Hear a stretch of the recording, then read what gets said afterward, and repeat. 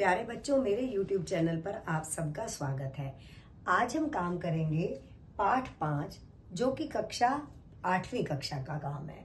अब इसमें दिया गया है कंटकई नेव कंटकम, कांटे से ही कांटे को निकाला जाता है। तो चलिए इस पाठ का हिंदी अनुवाद में आपको समझाने का प्रयास करती हूँ। आज हम केवल आधा पाठ समझेंगे ताकि हम इसको अच्छे से पढ़ सके।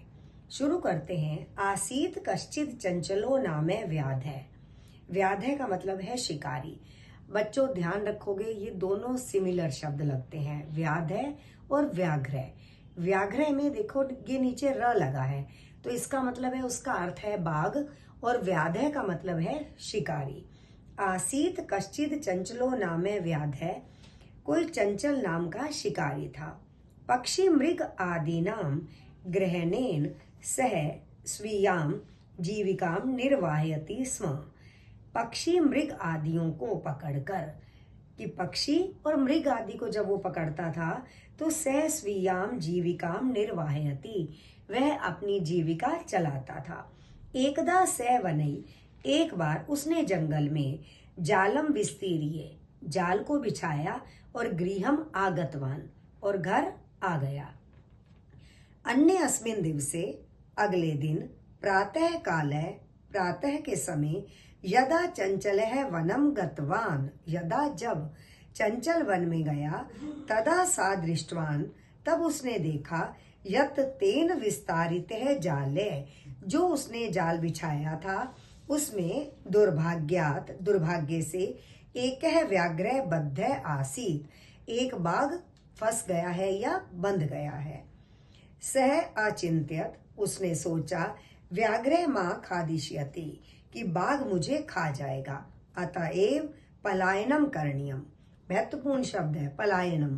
पलायनम का अर्थ है भाग जाना। कहते हैं इसलिए भाग जाना चाहिए। व्याघ्र न्यावेद्यत, बाघ बोला, भो मानव, हे मानव, कल्याणम भवतु ते, आपका कल्याण हो।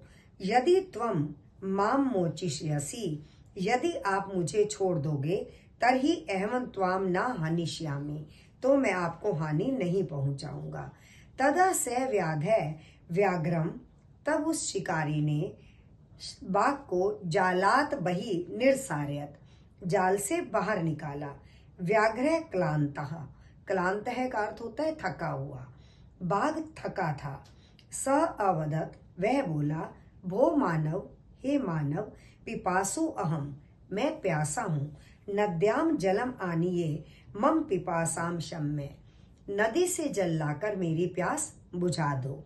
व्याघ्र जलम पीत्वा, बाघ ने जल पीकर, पुनः व्याधम आवदत, दोबारा शिकारी से कहा, शम्य में पिपासा, मेरी प्यास शांत हो गई है। सांप्रतम बुभुक्षितो अस्मि, अब मैं भूखा हूँ। इदानिम, इदानिम का अर्थ होता है अब। सांप्रतम भी पर्यायवाची है, सांप्रतम का अर्थ भी होता है अब।